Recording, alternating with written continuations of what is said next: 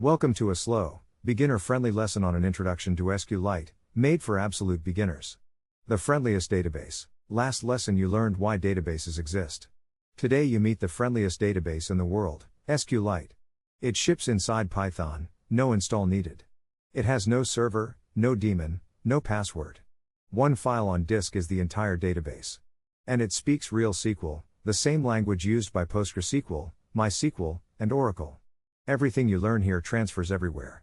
Let us open the door. 0 Setup, Real SQL. Here is what sqlite is. It is a relational database engine. It stores data in tables and rows, and you query it with SQL. But unlike PostgreSQL or MySQL, sqlite has zero configuration.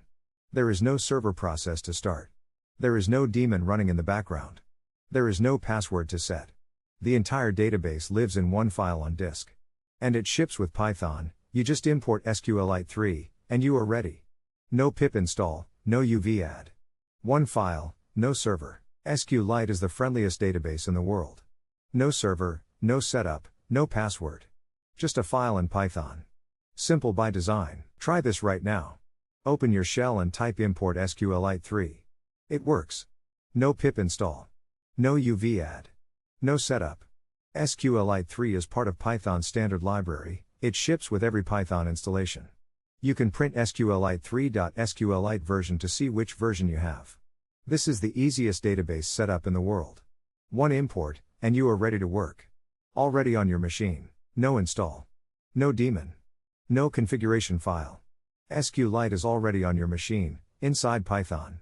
No barriers to learning. Look at how simple sqlite is. A traditional database like PostgreSQL has a server process running on a machine. Your Python code connects to that server over the network. sqlite is different. There is no server. Your Python code opens a file on disk, app.db, for example, and that file is the database. Everything lives inside it: tables, rows, indexes, constraints. You can copy the file, email it, back it up with a single command. No server, no network, no complexity. No server. Just a file. Connecting is one line. sqlite 3.connect with a file name. If the file does not exist, Python creates it. If it does exist, Python opens it. The file, myapp.db, is now a real database on your disk. Everything you create, tables, rows, indexes, lives inside that one file. When you are done, close the connection. That is the full setup. Compare that to installing PostgreSQL, configuring a server, setting a password, and connecting over the network. sqlite is a different world. One line to connect. Let us appreciate what zero configuration means. No server to start or stop. No port to configure.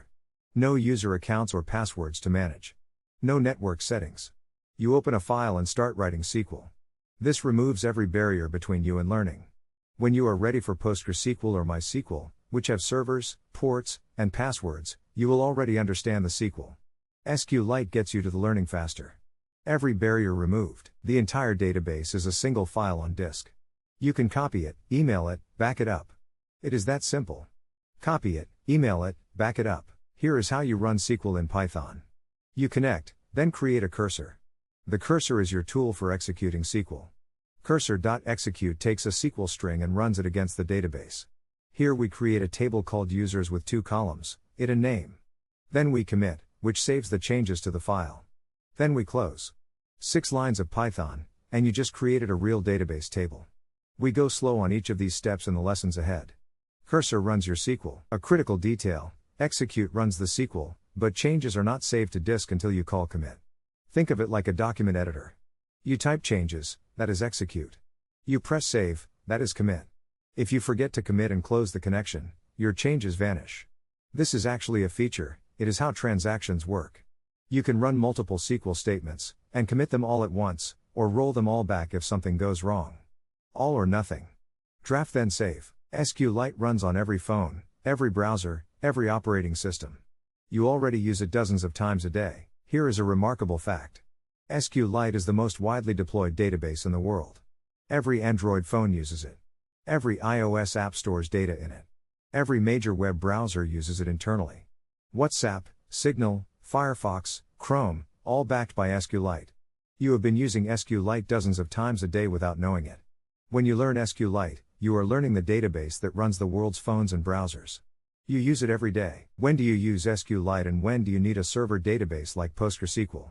SQLite is perfect for local tools, prototypes, small apps, testing, mobile apps, desktop apps, embedded systems. PostgreSQL is needed for high concurrency, many writers at once, large datasets, terabytes, network access from multiple machines, enterprise deployments. The rule of thumb: start with SQLite. If you hit its limits, which is harder than people think, migrate to PostgreSQL. The SQL you wrote for SQLite transfers almost entirely. Start simple, migrate when needed. Here are real scenarios where SQLite is the right choice. A command line tool that stores configuration or command history.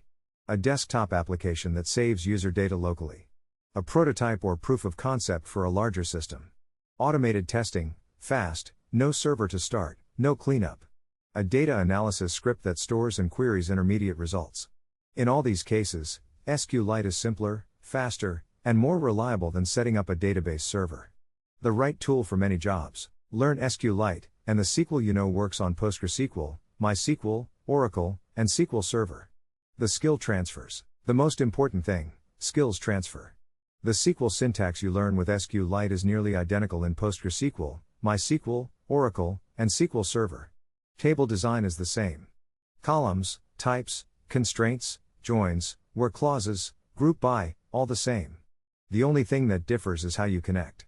SQLite uses a file. PostgreSQL uses a network connection. Once you know SQLite, switching to PostgreSQL is a connection change, not a language change.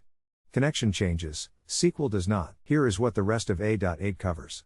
You learn how to create tables and define columns with types and constraints. You learn insert to add data and select to query it.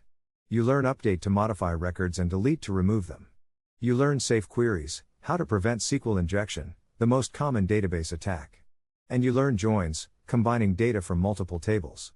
Each topic gets its own lesson. By the end, you can build a real database back tool. The road ahead. Quick self-check. Can you confirm that SQLite ships with Python, no install needed? Can you explain that one file on disk is the entire database? Can you say what zero configuration means?